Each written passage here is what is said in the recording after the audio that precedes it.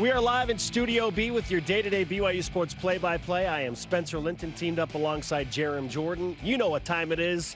It's another Matich Monday, which means we bring in ESPN college football insider, analyst, and expert, and a BYU national champion, Trevor Matich, to discuss football and much more. Trevor, welcome back to the show. How was your weekend?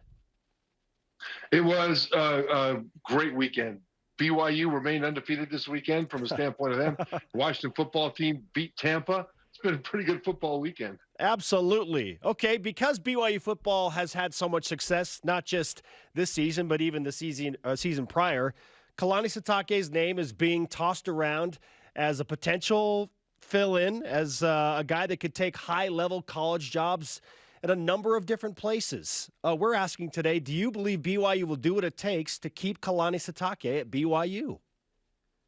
I think they should. They absolutely should. I mean, in Coach Sitake, they have a guy that could potentially have the same kind of a run in terms of longevity that Lavelle Edwards had, where he could stay there for decades. And as long as they pay him so that somebody else doesn't make it worth his while to go ahead and leave, so that his family has generational wealth in a different spot that he might not be able to get at BYU, then I think he would be inclined to want to stay. Going to the Big 12 is the big issue here, because that will allow recruiting to improve. That will allow Kalani Sitake to have a chance at a national championship. And then theoretically, it allows more money to put into the pool so that they can pay him more and his staff more, because those are both important. And that's important to make sure nobody else can outbid them to the degree that they would leave a situation where they're happy. But remember this, I remember Mike Riley coaching at Oregon State and coaching well. And his name was mentioned a number of years ago for the USC job. And his response was, you know what, I'm happy here. And when you're happy, stay happy.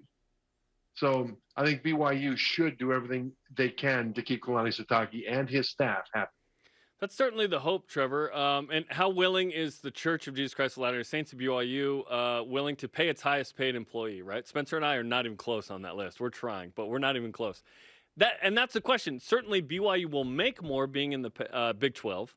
How much more is to be determined with the new contract in 2025. But there's a guy like Aaron Roderick who, honestly, is a very hot commodity, could be an OC just about anywhere, given how he's performed. So it's Kalani, it's the staff, and I know that BYU wants to. Well, I feel like they do. I don't know that. But will they?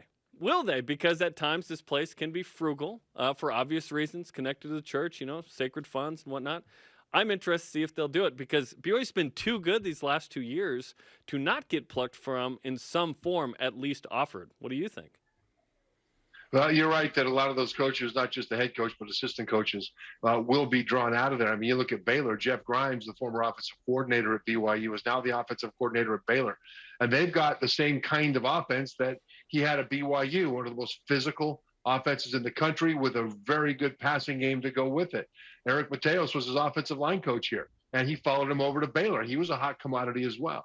Talking about Aaron Roderick, quarterback coach of Zach Wilson, and then quarterback coach of Jaron Hall, who has filled in not just admirably, but at the highest levels. So 2 consecutive guys that Coach Roderick has been able to coach up to the highest levels. And because of the success of Coach Grimes as coordinator at Baylor, that makes people think, other places think, that this would be a consistent coaching pipeline coming out of this BYU offensive staff. And so these are things they do have to worry about. But I think when you talk about the money, the funds, and how much would they be willing to pay their highest paid employee, where they have a reason to not judge this the same way is that football is, especially at the Power 5 level, is its own entity with its own funding. A lot of the biggest football programs in the nation are separate from university funding. They get their money from their football revenue sources, media, et cetera. And they pay all their coaches' salaries and everything else out of that. They pay their expenses out of that. And many of them return money back to the university. And so they're actually helping to fund the university. So people that claim in some universities that our football coach is making $4 million a year and our highest those kinds of things, they need to look deeper into where that $5 million or $4 million comes from, And then how much goes back to help pay for those university professors as well. BYU going to the Big 12, we don't know exactly what the media rights will be there, especially initially without Oklahoma and Texas, them going to the SEC. But the funds will go up for the Cougars.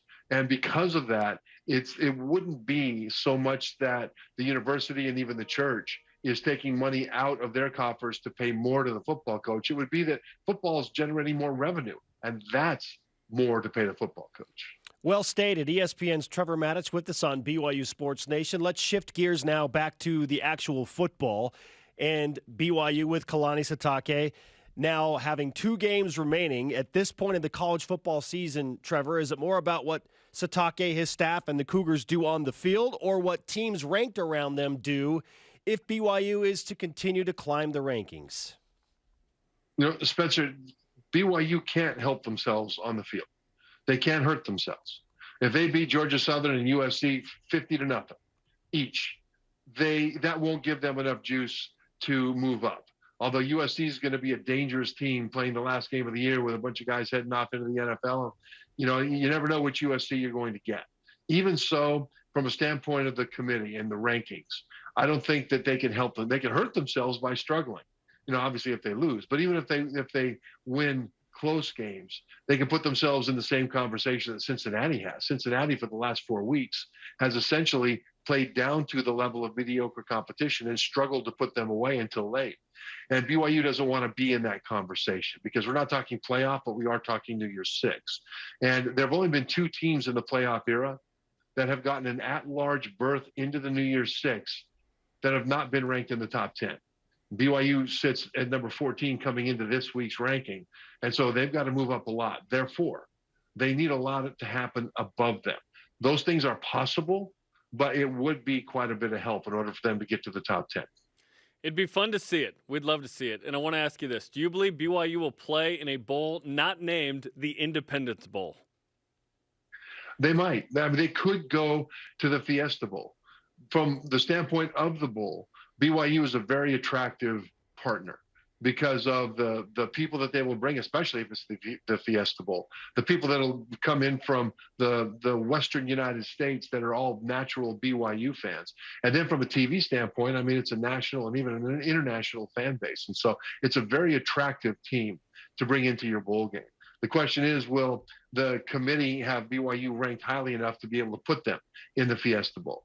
Keep in mind that 3 of the New Year's Six bowls already have automatic tie-ins, just like the Rose Bowl, which has automatic tie-ins to the Pac-12 and the Big Ten, assuming that they're not a playoff bowl. And this year they're not in the semifinals. So that would not be an issue there. But that also has the potential for teams that are ranked behind BYU to jump up ahead to fulfill that contractual tie-in. So these are things that complicate the whole thing. One of the things they need to do is for the Big 12 to cannibalize itself, which they could do. Oklahoma picked up their first loss to Baylor. And if they pick up a second loss and even a third, the best thing for BYU really is for Oklahoma State and Baylor to be in the championship game. That would mean that Oklahoma would pick up another loss, and for Baylor to win that game convincingly over Oklahoma State, which will give Oklahoma State their second loss. See, things like this are what need to happen in order to clear space ahead of BYU. Michigan State is up there in the top 10, and they still have to play Ohio State and then Penn State to close out the regular season. Both Ohio State and Penn State have outstanding passing attacks. Michigan State's biggest flaw is that they have one of the worst pass defenses in college football. There's a chance that Michigan State will pick up 1 or 2 more losses. And if they lose both of those games to be a 3-loss team, that might also clear a spot above BYU, assuming BYU takes care of business. So these are all things to be paying attention to. Trevor, without question, BYU, as you have pointed out, needs some help from the teams above, including the Pac-12. And I know the BYU fans don't want to buy into this, but if Oregon is not in the college football playoff, then that means the Pac-12 will get 1 spot in the New Year's Six, which is their direct tie to the Rose Bowl. So should BYU fans be rooting for Utah to beat Oregon this Saturday? It kind of makes me want to cry a little bit. But yes, yes. BYU fans should hope that Utah wins out because that does add juice to their strength of schedule. I mean, Utah, if they went out and win the Pac-12, then the committee will look at the BYU win over the Utes in a better light than they do even now. And so, yes, BYU fans need to be rooting for Utah to win. They don't have to root for Utah to be happy, but they need to root for them to win, and that's enough. Okay, looking at the national landscape of things, how do you see this shaking out in the end? It's Georgia and a bunch of other teams right now. That's what it feels like. Yeah, it kind of is. It's Georgia and then the hot mess behind them. Everybody's got flaws. And so, who shows up with those flaws in the remaining games are the ones that are going to be knocked out. I mean, Alabama right now, their defense is up and down. We don't know which Bama defense we're going to get week to week. And so we'll see what happens, although it helps them that Auburn, the most likely chance for Alabama to lose before they get to the SEC championship game, just lost their quarterback for the rest of the season. He hurt his ankle in this last game. And so, so Alabama, though, the defense is there. And that could be a problem in the SEC championship game because from the standpoint of the teams wanting to make the playoff, they don't want the SEC to have two teams in. And the best way for that to happen is if Georgia wins convincingly in the SEC championship game. That depends on which Alabama team shows up, assuming that Alabama gets there. Now, after that, things kind of get crazy. Ohio State, I think, is the team that can best compete with Georgia. Okay. Certainly on offense against Georgia's great defense because their passing attack has more talent and it's more explosive even than Alabama's, and their running game is much better than Alabama. So they're more balanced, right? But their defense, Ohio State, it went from really bad in September with so many young guys to pretty good, and balance with their offense, we'll see, but there's a flaw there kind of, right? And then you keep moving down. Cincinnati keeps playing down to the level of competition.